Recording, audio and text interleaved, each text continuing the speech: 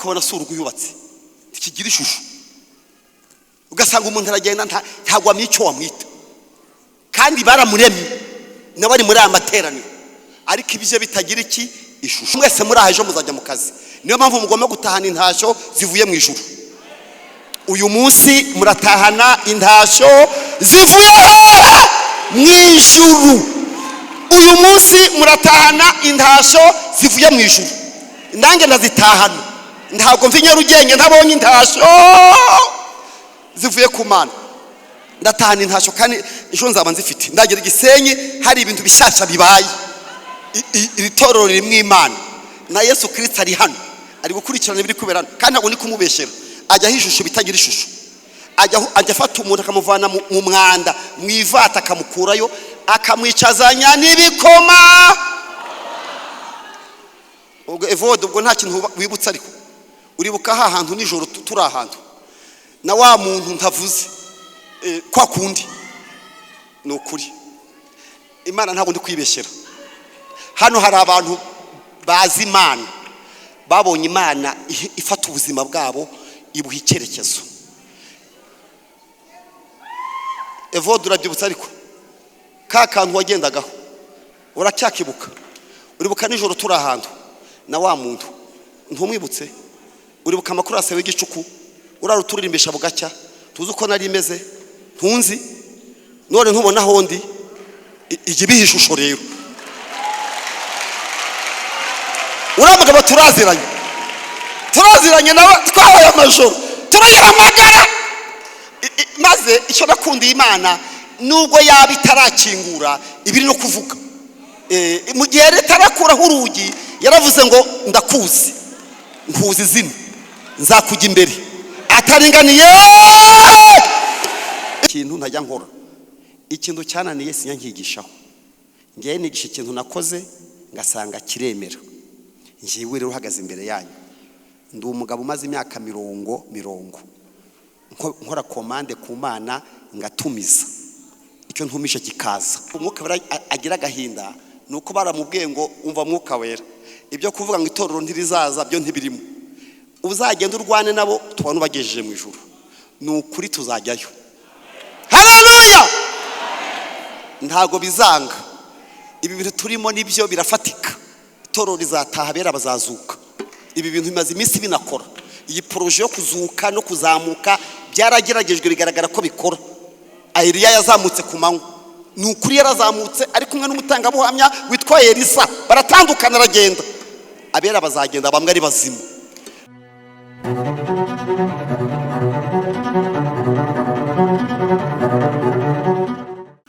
Yohana 10:10 aravuga ngo umwanzi cyangwa se umujura ntagenzwa n'ikindi ni bitatu: ni ukwiba, kwica no kurimbura. Uwo ni Satani.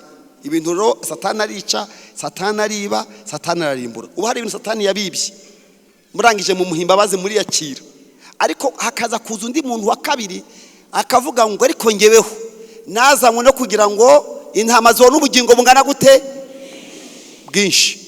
Imana yacu iyi turi kuvugira hano yitanze ikintu, itanga ikintu kinini, ikintu kirama, ikintu utabona ahandi, ku buryo ikintu Imana itanze itongeraho iki umubabaro. Tugiye gusengera ibintu byinshi rero, kuko ngo ibimwuzuye nibyo yaduhaye. Tugiye kubisengera kandi biraza, kandi turaza kubihuza n'Umwuka Wera. Umwuka Wera uruharagira mu gushyira mu bikorwa imishinga y'Imana yose.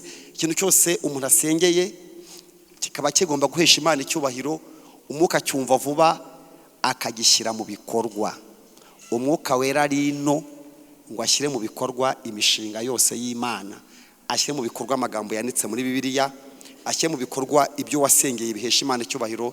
Tugiye gusenga muri urwo rwego kandi biremera. Naje gusanga Yesu atanze amahoro, atanga amahoro angana gute menshi. Wowe kuki ufite make? Amahoro make ni komande wakuyehe. Yaravuze ngo ngiye kubaha amahoro yowe atameze nk'ayisi itanga. Amahoro isi itanga ni temporaire, amodifiya, ahinduka bitewe n'ibiryo na stoke bihinduka bite nuko ikirere cyaramutse n'amakuru yatambutse. Ariko amahoro Yesu atanga ni amahoro uryama uyafite, niyo haba mu muraba no mu muyaga ugasinzira. Ndashaka kugusengera ubona amahoro menshi. Yatanze amahoro atanga menshi. Yatanze ubugingo atanga ubugingo bwinshi. Yatanze umwuka wera atanga umwuka wera ngo mwinshi. Yatanze agakiza atanga agakiza kenshi. Twashaka gusenga kandi ngiye maze iminsi senga. Ntabwo njya nigisha ikintu ntajya nkora. Ikintu cyananiye sinyankigishaho. Ngiye nigisha ikintu nakoze ngasanga kiremera. Ngiye rero uhagaze imbere yanyu. Ndi umugabo umaze imyaka 40 nkora komande ku Mana ngatumiza icyo ntumisha kikaza. Hano muri aya materaniro hari abandi bantu tubiziranyeho. Bonfisi yatashe wo muri Hoziyana shaka kuba yagiye ari hehe, ari ahantu twagiye kuyihamagara turi kumwe nawe. Ibintu mujya mubona Bonfisi afite. Bonfisi muramuzi atarabukomeze none. Twajyanye ahantu turahamagaza, niyo duhuye ndamubwira nti bya bintu burya byaraje. Ndashaka ko dusenga. Nta kintu kimpagaritse hano ni ugusenga. Ngiye maze iminsi senga kandi mbana n'Imana neza ku rwego nayibwiye ngo umubano wanjye tubanamo nawe nawuheraho ngasengera n'umuntu mufitanye ibibazo. Hagiye ufitanye ibibazo n'undi muntu hari undi wakugirayo. Ngiye mbana n'Imana neza. Kubera iki? Sinshobora kwiteranya n'Imana yanjye kuko tumangiye ikinini yarambaniye. No kuba mpagaza ni Nyarugenge aha nta mbaraga z'umuntu zabikoze. Kurikije amateka yanjye naho nturuka n'abanzi muri mwebwe n'Uwiteka wanteretse hano. Nge ntago binteye isoni, nta nubwo bamfite, nta n'imbabazi nsaba. Ni wa mugabo wa munyembaraga. Ni wa munyembaraga ukora mwene bimureba. Uwo rero numva twamuhamagara muri kano kanya. Tugiye kubikora dukoresheje Bibiliya. Tubivange n'umwuka wera. Kandi no gusoma ijambo ry'umwuka wera, umwuka wera arandyohera. Naje gusoma inkuru z'umwuka wera niko nzihuje n'amakuru yo kwa Aburahamu bajya gusaba umugeni. None nza gusanga ahantu ngo umugaragu wa Aburahamu yabwiye Aburahamu ngo najya gusaba umugeni akanga. Aferi ngiyemo yakwanga. Aburahamu aramubwira ati ntabwo bizanga. Ntabwo bizanga. Ati kuki bitazanga? Ati Uwiteka wankuye muri uri y'Abakarudayo. Mwari muzi ko ahantu Uwiteka kuri umuntu ku buryo hahinduka point de référence. Hari ahantu Imana kuri umuntu ku buryo kaba kadomo wajya kuvuga ikintu uti Uwiteka wankuye muri uri y'Abakarudayo.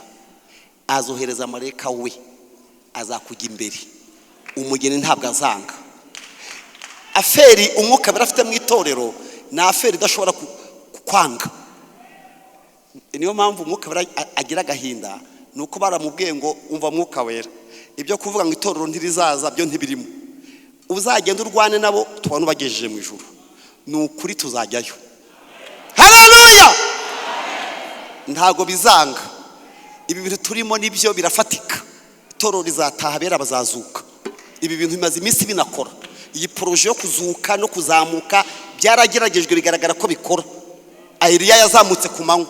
Nukuri yarazamutse ari kumwe n'umutangabuhamya witwa Elisa. Baratandukana aragenda. Abera bazagenda bamwe ari bazima. No kuzuka byarabaye bwo Yesu yazukaga. Hari umwitozo wo kuzura byarabaye ngo abera barazuka. Nabyo byarabaye muri Yesu. Ngo abasizira muri Kristo Yesu barazuka baragenda. Kwa Lazaro ejo bundi ntago byabaye ntimwabyumvise. Abantu basinzira bizeye bazazuka. Ibyo turimo birakora rero. Bigira gute? Birakora. Tugiye gusenga.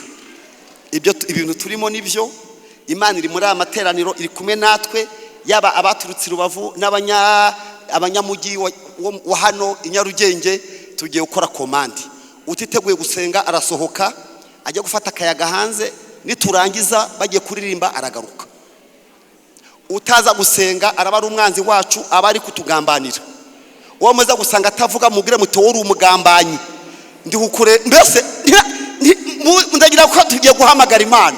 Uwo mubona atavuga mu muhaka ryanga sohoke, nta wemereye kutavuga. Turi imbere y'Imana, gusenga ni ukuvuga. Tugiye gukora komande y'ikintu tutazibagirwa. Amena. Nasomye ijambo ry'Imana muri Zaburi 104 umurongo wa 30. Nasomye ijambo rirandyohera. Zaburi 104:30 haravuga ngo wohereza umwuka wawe bikaremwa. Naje kumenya ko Imana itarangije kurema. Ntabwo Imana yarangije kurema. N'igihugu kiracyaremera abaturage bacyo. Igihugu cy'u Rwanda gifite abantu cyaremeye. Imana twicaye imbere ntabwo yarangije kure.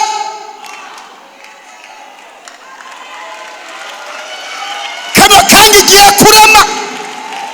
Ntabwo Imana yarangije kurema. Yohereza umwuka wayo bikaremwa. Yohereza umwuka wayo bikamera gute? Bikaremwa. Wagendeye muri iryo jambo ugashaka ikintu gisha cy'uyu munsi cya kino giterane ku buryo ugira ikintu kiremeka, Imana ikuremere mu izina rya Yesu. Arongera ngo ubutaka ngo ibusubizamo ubuzima bushya. Ifata n'ibyapfuye ikabihindura bishya. Uzi ko naje kumenya ko Imana igisubiramo n'umuntu yaremye ikamusubiramo, ikongera ikamusubiramo. Hari umuntu Yesu yakoze ngo ku maso ngo ajya gukaraba. Agiye gukaraba aragaruka ati ubonye iki? Yabonye iki? Ibiti. Aravuga ati kangu subiremo. Nukuri. Haleluya! Bamukozaho rimwe abona ibiti. Bamukoza bwa kabiri abona abantu. Nukuri mashino giterane Imana yagukoraho, yakongera ikagukoraho. Imana yagukoraho. Yagukozeho rimwe ubona ibiti. Tugiye kongera dusenge amaso yawe ahumuke. Muri byavuze ngo ndamureba Yesu ndanyurwa. Yohereza umwuka wayo bikaremwa. Naje gusoma mu itangiriro, ubwo ni kubategura abagiye gusenga. Abadasenga bo barasohoka, abadasenga barahita bagenda. Umuntu asenga muze kumundebera, azaba ari umwanzi wacu, mumurebera ahantu anyura. Nasonye mu itangiriro rimwe mbona haranditse ngo mbere na mbere Imana yaremye ijuru n'isi. Isi yari iriho itagira ishusho. Mwibaze, Imana iremye ijuru n'isi bitagira iki?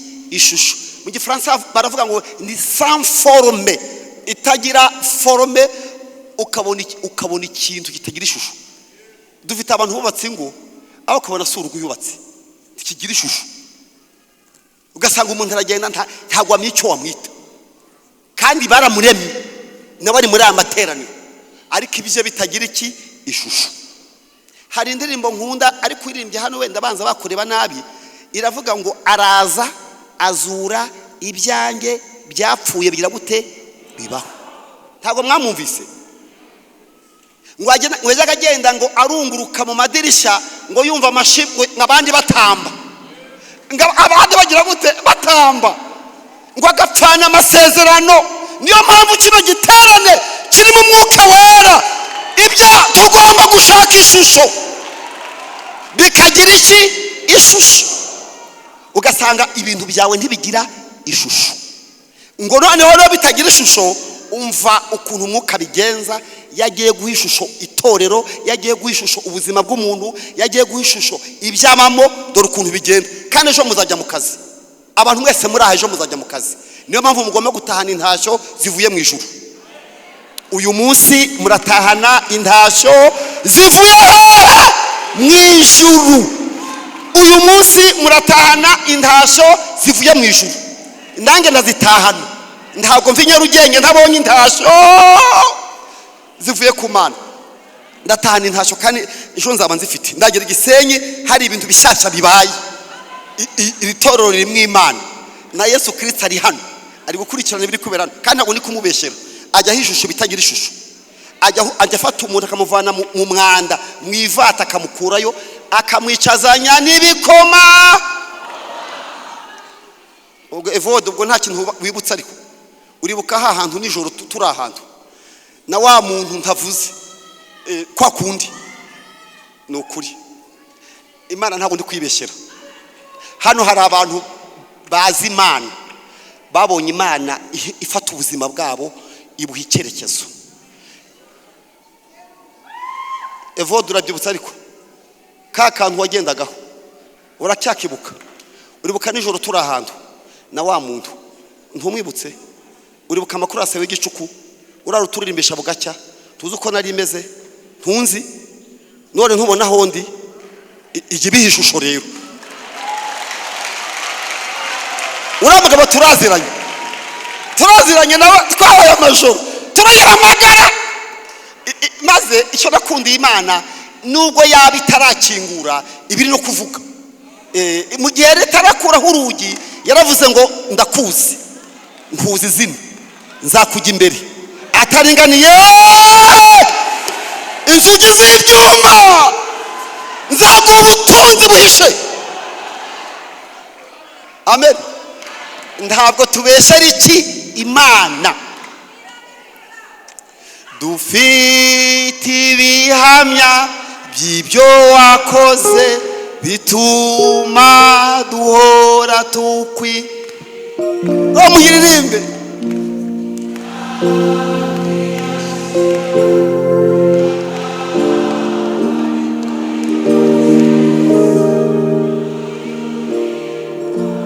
hanyuma kumwizera mwabonye bimwaza kubuje ndishimye dufite ibihamya by'ibyo wakoze bituma tukwiringira. Imyaka irashira indi igataha ariko Yesu ntujya uhinduka. kukwizera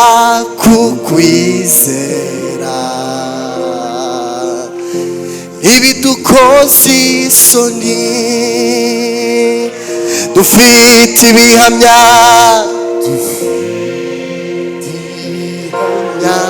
by'ibyo wakoze bituma tukwiringira. Imyaka irashira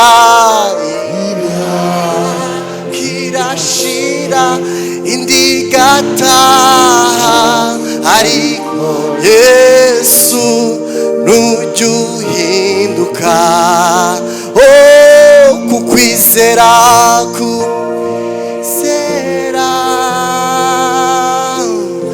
ntibidukoze isoni kukwizera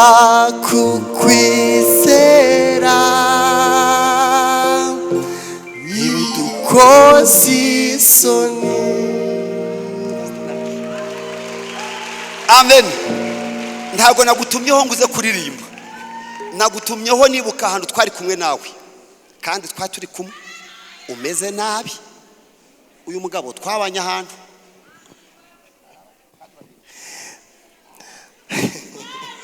Haleluya. Pastor abivuze twabanye ahantu i Galilaya tujya dusenga amasengesho y'imisi 7 buri kwezi Imana igiye tubwira ko izatugirira neza. Nge nari naragiye mbwira Imana ngo Mana uzambabaruza mu umushahara amafaranga 200,000 cyangwa 400 nkumva Imana ndayihamije. Ariko ibyo bintu Imana sinzi uko yabigenje, nanjye mfite ibihamya byinshi birenze kwemera. Rero ntabwo mpaye umwanya wo gushima Imana, ariko mbashimire Kristo nyir'irembo yakomeje kugendana natwe. Haleluya. Amen. Tujye gusengera ibintu binini, dore impamvu bigiye kubaho. Nasomye ngo mbere na mbere Imana yaremye ijuru n'isi, isi ntiyagiraga ishusho, yariho ubusa gusa, umwijima wari hejuru y'umuhengeri, maze umwuka w'Imana yagendaga hehe hejuru y'amazi aje gukora iki? Umwuka yaraje gukora iki muri iyo si baremye itagira ishusho? Yaraje kubiha iki? Ishusho. Umwuka ntiyagendagenda hano, umwuka ajya afata ubugingo akabuha ishusho. Umwuka afasha mu gihe cya Ezekiyeli ngabona amagufa yumye ngo bahushe aregerana. Hari abantu batavugana hano, twasenga n'ukuri ukabona urugo rongera rubakitse. Hari abari muri process yo gutandukana, twasenga ukagera mu rugo ukabona murongeye muricaranye. Hari abafite abana babananiye, umwuka wera ajya afata ibidahura kongera agahuha, arahuha igufa rigasanga iryaryo, yatawe arahuha igufa rigasanga iryaryo. Iyo uhushe rimwe aregerana. Niyo mpamvu tugiye gusenga bishobora byaregeranye bitagira utunyama, nta mitsi.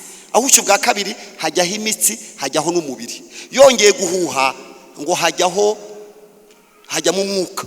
Ngabona bya bintu byari bitari bifatika byari byarumagaye. Mwabakozi b'Imana, Imana ifata ibintu byumye, igiti kikuma n'imizi kaborera mu gitaka ngo cyaza umva amazi. Ubwo ni umwuka cyumvise. Igiti cyaza kumva amazi cyaraboreye mu gitaka ngo kikongera kikagera gite? Wari uzi ko umuntu yashebuka ameze nk'uwapfuye? Nubwo muri hano harimo abantu bameze nk'abatabaho. Hari umuntu uhari ukubona ntahabaho nubwo ubona agenda. Hari uwivugisha n'urenga aho yajyaga, maze umwuka akaza akavuga ati ushyizeho amazi, igiti ndazutse. Ati zuka, kikazuka. Ngo homera amashami kikamera, ngo kikera imbuto zingahe? Imana nuko iteye. Ndumashaka gusenga. Hari umugabo wari mu kiriyo, ndashaka kumuva ku kiriyo. Hari abantu bari hano bari ku kiriyo. Hari abantu barara barira, ikiriyo nukurira. Hari umugabo wari ku kiriyo kubera agahinda afite atanazi inzira yatabarwamo. Aravuga ngo nzarinda mpfa nkirira. Mumbwira izina rye. Ninde wavuze ngo ubundi ikiriyo kimara iminsi 7? Ikiriyo cyo kwa Yakobo cyo ni iteka ryose. Dufite abantu barira bari hano bamaze imyaka n'imyaka barira. Yakobo yararize ararira. Niho cyamurisaga. Mumbwira ikintu cyamurisaga ngo nuko umuhungu we yapfuye. Ikibazo nshaka kubabaza, yariho cyangwa ari yarapfuye? Ariko yari afite ikimenyetso ko yapfuye. Ni iki yari afite? Namwe hano mufite ibintu by'ibimenyetso by'ibinyoma. Hari ibinyoma mubitse mu ngo zanyu, kutakira indwara, kuzapfa gutyo. Mufite ibimenyetso ngo byo kwa nyoko, ngo bya karande. Hari ibintu kintu cy'umwanda wemeye urakira. Ariko itangazo ngo ufitiye, Yesu aracyariho. Yesu ntiyapfuye, ni muzima. Yesu ni muzima. Nasomye ijambo ry'Imana mu Itangiriro 45 umurongo waho wa 23 haranditse ngo nase ubwo nyine nase nyine ubwo ni Yosefu. Nase amwoherereza izi ntashyo. Amwohereza intashyo. Ni ukuri tugiye gusengera intashyo. Yesu abaha intashyo. Ngo nase, hari umuntu uvuze ngo iminsi 7, Kamana ndamwumvise. Kamana avuze ngo iminsi 7. Ngo nase amwoherereza iki? Izi ntashyo. Ntabwo ndi kubeshya ikinyarwanda. Intashyo ntabwo muzizi. Tugiye gutaha mutubwire ngo nimugere Gisenyi muzabaramutse. Ngiye ntabwo ushaka izo, ntazo ushaka. Ibintu by'ibiganza ntabyo ushaka. Kareka ndashaka ibintu bifatika njyana Rubavu. Korari Betelehemu, ibintu by'ibiganza aho babiduhereye nibabireke. Reka dusabe ibitari ibiganza. Iby'ibiganza wapi? Ngiye gusaba ibitari ibiganza. Amwoherereza izi ntashyo. Indogobe 10 zihetse ibyiza bya Egiputa, n'indogobe z'ingore 10 zihetse imyaka y'impeke n'imitsima n'ibyo kurya n'ibindi by'impamba byase. Ibyo ntibigira n'amazina. Nuko asezerera bene se baragenda. Ababwiye ati mwirinde mudatonganira mu nzira. Bava muri Egiputa barazamuka bagera mu gihugu cy'Ikanani kuri se Yakobo uri mu kiriyo. Ndi kuvuga umwuka wera. Ibi yose ndi kuvuga umwuka wera wuzuye muri Bibiliya gusa. Ubu nageze mu mwuka wera. Ngo baramubwira bati Yosefu aracyariho. Mwamuzi ko Yesu ariho ariko mwari mwabarukora imwe, mwari muzi ko hari Yesu arahari. Ni ukuri Yesu arahari, kandi ntabwo ahari gusa. Ntabwo ari Yesu muri filime wa wundi uhetsa ufite amahwa mu gahanga, ufite imisumari mu kiganza cy'iburyo n'ibumoso, ngo bateye icumu mu rubavu n'imisumari. Ntabwo ari Yesu ubambye, ni Yesu uzutse uri mu cyubahiro cyase kandi ambereyeyo. Aho ngaho hari ninjye abereyeyo. Yesu arahari. Uwo rero tugiye kumusaba no muri aya materaniro aduha iki intashyo ducyura. Dore burije mumaze iminsi hano, kandi Yesu yabonye abantu batinze ntabwo abasezerera gutyo gusa ngo mugende reka.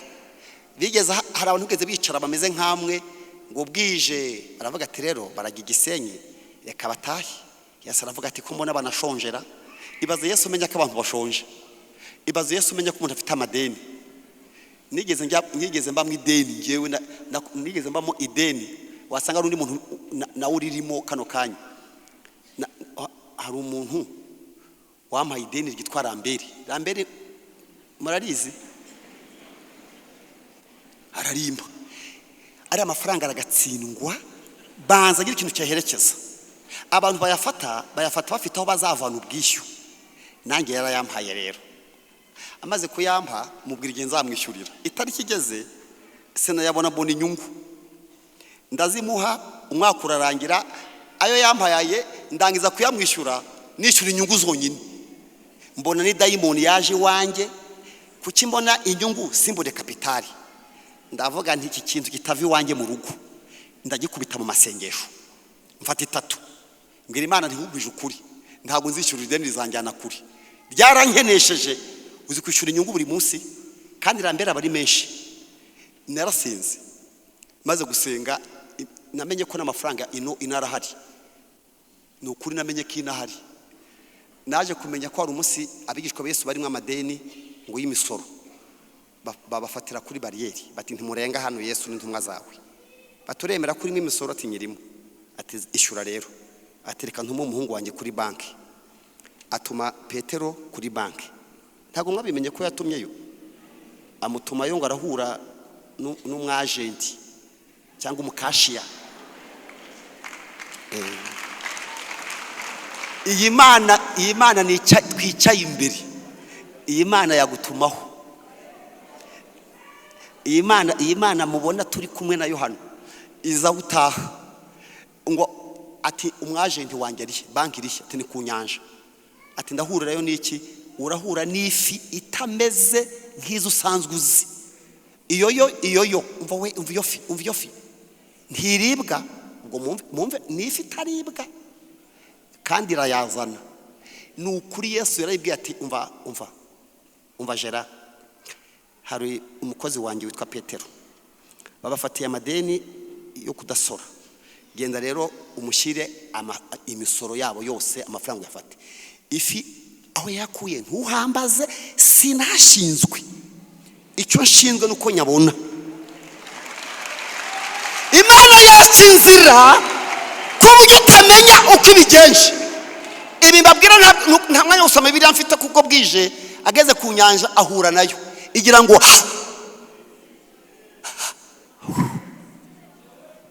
yashyira mu kiganza cye, arayibwira ngo subira. Barayiriye. Uzi iyo fi itaribwa ni umuntu. Iyo fi itaribwa ni umuntu. Iyo fi impamvu batayiriye nuko nawe wari buzaze mu giterane. Iyo fi iracyariho. Imana yagucira inzira utazi. Ngisenga igifi kimwe kinini nyine, urabyumva nawe. Hari udufi dutoya ni binini. Urufi runini umwuka ararubwira ngo ariko wasuye Emmanuel, ubwo mfite Rambere. Sinyambeshyera Imana, nyibeshyera se yabuze ibihamya. Nza kubeshya hano ushaka iki? Umuntu agira gutya ngo yiyumvamo ngo ansuri. Arampamagara ati ubone kuti? Ntewe mba ni mu murimo w'Imana simfa kuboneka. ati waza ubone nko kuwa kabiri nimugoroba hari nazaboneka. Duhana gahunda ndayibagirwa. Ampamagara ari kubaririza mu rugo. Ati siko narinje kukureba. Yewe ntisimboneka pe, narabyibagiwe. Sinamuzi umva ntazi no mu rugo. Sinamuhaye nimero zanjye, sinze n'uwazimuhaye. Ko Imana ashaka kugukiza. Nimero zawe barazibona. Inimero zawe barazibona. Arambaza ngo madamu ari hese, ni madamu nawe yagiye muri repetition, yagiye kurepeta. Ati ntabwo tuva tutageze mu rugo, nubwo udahari reka tumubwire, tubwira aho ari. Igifi kinini ntabwo cyari cyaje n'amaguru, cyari cyaje urabyumva nawe. Ntabwo ubwo rufi ntabwo rwaje n'amaguru. Bajya kumufata aho asengera. Bageze mu rugo bati rero umwuka wera yatubwiye ngo tuzi. Bazana ya mafaranga yaramberi atarengaho na rumwe, ataburaho na rumwe, mva mu mwenda. Niyo mpamvu nemerewe kugusengera. Naravuze ngo sinzongera gufatira ideni, ariko abarifite nzabasengera. Tuzamura ukuboko urarifite kandi umerewe nabi, kubera ko nishyuriwe n'igifi kitapfuye kaba kigihari. Uwagitegetse ndamuzi, niyo gifi kiracyari n'ahangaha, ntago bakiriye. Reka dusenge Imana, hari ikintu Imana iri bukore iguha intashyo. Amen. Za ntashyo rero umva ukuntu byaje kurangira. Ngo bava mu gihugu cya Egiputa bazamuka mu gihugu cya Kanani kuri se, baramubwira bati Yozefu aracyariho, ntabwo Yesu ariho gusa, niwe mutware. Ntabwo Yesu ariho gusa. Niba mutabyemera ngenda byemera. Njyewe niyo nicaye niyo ngenda. Nta muntu n'umwe ubaho waza kuntera ubwoba ambwira ngo arakomeye, kuko nzi ukomeye kubaruta. Abakomeye bose bagira ubaruta, bararyama bagasinzira bagakesha Imana kubona bukeye. Ariko udapfa, udahinduka, utajya muri pansiyo, udahabwa inzandiko zimwimura, aracyariho. Yaramubwiye ngo Yesu aracyariho, Yozefu aracyariho, kandi ni umutware. Yaramubwiye ngo niwe mutware w'igihugu cya Egiputa. Yakobo ngo ararakara kuko atabemereye. Aravuga ati ikiriyo maze n'imyaka mwambeshe mbere mu igikanzu, none muragarutse ngo ariho. Abahi imyaka maze mu kiriyo, dore cyatumye yemera ko Yesu ngiye kugusengera. Ariko murahari mwe kundeba nk'abantu banzi, hajye umuntu ndeba nk'umuntu nzi, iringagize kunzi. Ndashaka gusengera. Amagambo twakubwiye ntacyo yakumariye, niyo mpamvu nshaka ko dukora ikindi, kandi kiraba muri aya materaniro, kandi kirabaye, kandi kiraba none. Yakobo ntiyigeze yemera ko Yozefu ariho, nubwo namwe muri hano harimo abatemera ko Imana ibazi. Hari abatemera ko Imana ibakunda, hari abarunguruka mu madirishya babona abandi batamba bakumva atari ibyabo. Ariko iri tangazo rivuye ku Mana. Yesu ni muzima, kandi si muzima gusa, ni umutware w'igihugu cyose. Iyo akinguye nta muntu n'umwe ukinga, agendana imfunguzo. Imana turi kumwe muzi ukuntu ikinga. Imana yikinze aho urugi rwari ruri iraruhakura, ikahita yashyira amatafari ikahahoma. Ukibaza aho inyujije umuntu ukahayoberwa, uti se ko mbonye yararaha, naho ubwo yakinze isiga n'amarangi ntumenye ko yigeze n'urugi. Imana ishobora gukinga dayimoni zose, abazimu n'imbaraga z'umwijima n'ibitero byose, bikakubura bikureba. Ko numva nagusengera. Yikinguye rero urugira rutwara, irushikuzamo kubwo nta muntu warukinga. Yabwiye itora rya Philadelphia ngo nshyize, ariko mwabyumvise, ariko nshyize urugi rukinguye, ntabwo warusunika. ntirugira twa tuntu dutuma rwikaraga, iba yarukuyeho karangara. Imana yagukingurira muri amateraniro ku buryo nta muntu n'umwe wakwibesha ngo aze gukinga. Yikinze nta muntu ukingura, nikinguye nta muntu ukinga. Ifite imfunguzo z'utubati twose. Iyo niyo Mana tugiye kubwira. Tureba rero ko amagambo nababwiye ni menshi nayo mwumvise. Turebe ikiza gutuma Yakobo asuka amazi muri cya gicaniro cy'ikiriyo. Dore uko bigiye kugenda. Havuze ngo Yakobo ararakara kuko atabemereye. Bamubwira amagambo yose, amagambo ntahagije. Paulo aravuze ngo nzi wanyu sinazanywe n'amagambo gusa, nazanywe n'imbaraga z'Imana zerekeza amagambo mvuga. Yesu aravuga ngo nimutumva amagambo mvuga murebe ibimenyetso. Niyo mpamvu Imana igiye gukora ikintu. Kamagambo warayumvise, andi warayanditse, Bibiliya yawe igiyemo isharatuyemo n'ikaramu, ariko nubwo ufite amagambo menshi byarakunaniye kubera ko urabura intashyo. Reka tugusabire intashyo ku Mana. Hanyuma ngo Yosefu ngo bamubwira amagambo yose Yosefu yabatumye, ngo abonye amagare Yosefu yoherereje kumuramutsa, yohereje amagare agera mu Kanyara, ngo abonye ya magare Yosefu yohereje kumuramutsa, ubwo si intashyo se? Umutima wa se wabo bahungu urahembuka. Isiraheli aravuga ati yewe we, Yosefu umwana wanjye aracyariho, ndajya kumureba noneho mbonye ibimenyetso. Ubu numva twasenga. Hari ibintu Imana ikora ku buryo wakuzura umwuka wera. Waruzi ko ari igihe umuntu agira amaganya agatsikamira amagambo y'Imana, agatsikamira agakiza kawe, agatsikamira ishimwe kuko utavuga mu rurimi rushya. Hano hari abantu babaye nk'ikirunga cyazimye kubera ko amaganya yaraje aratsikamira ku buryo burishimwe. Nahoze nsoma yakandekeraho, nsomye Bibiliya nayirangiza, ariko reka nsome rimwe ndasome mu mutwe. Nejo bundi umukobwa biherutse kubaho witwa Mariya nyina wa Yesu. Iri juru mubona rijya rikora n'abana, abagore batabyara muri aha. Ndashaka kubabwira ko Imana igikora abana.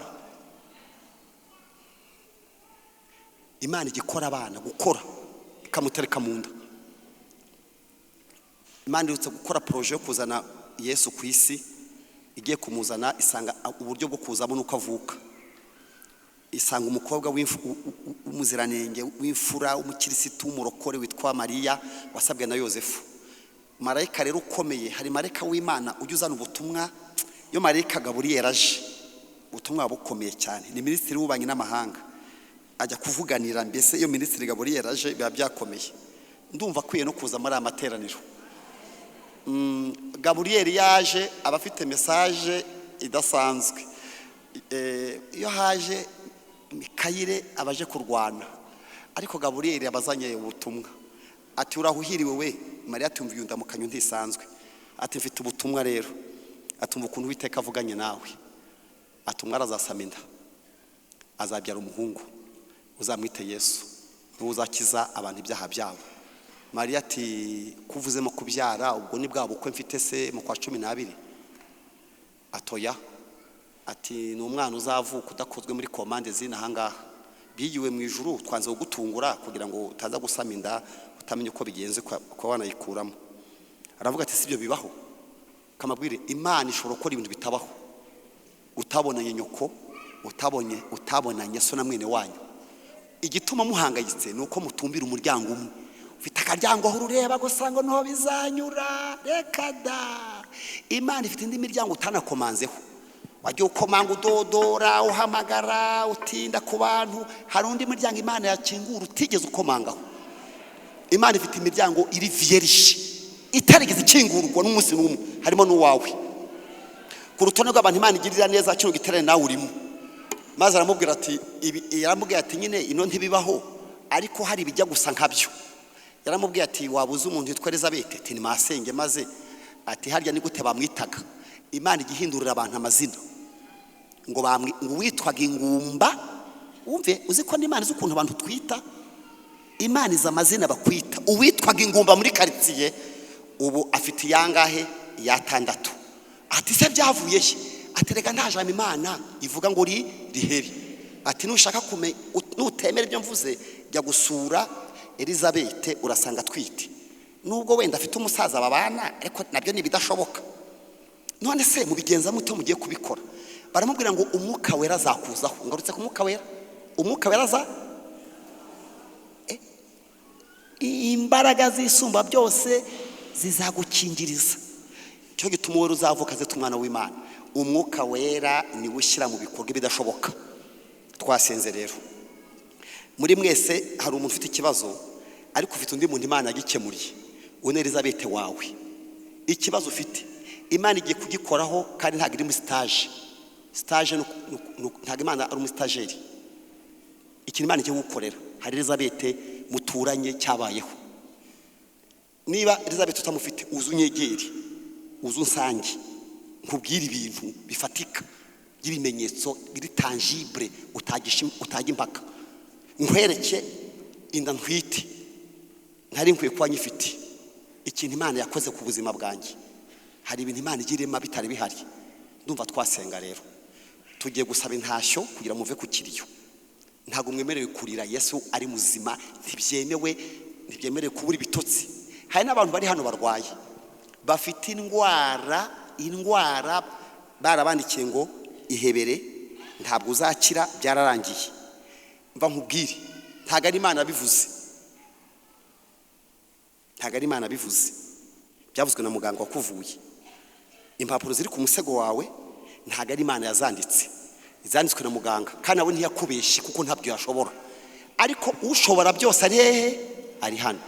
Wakwizera ko wakira uyu mugoroba?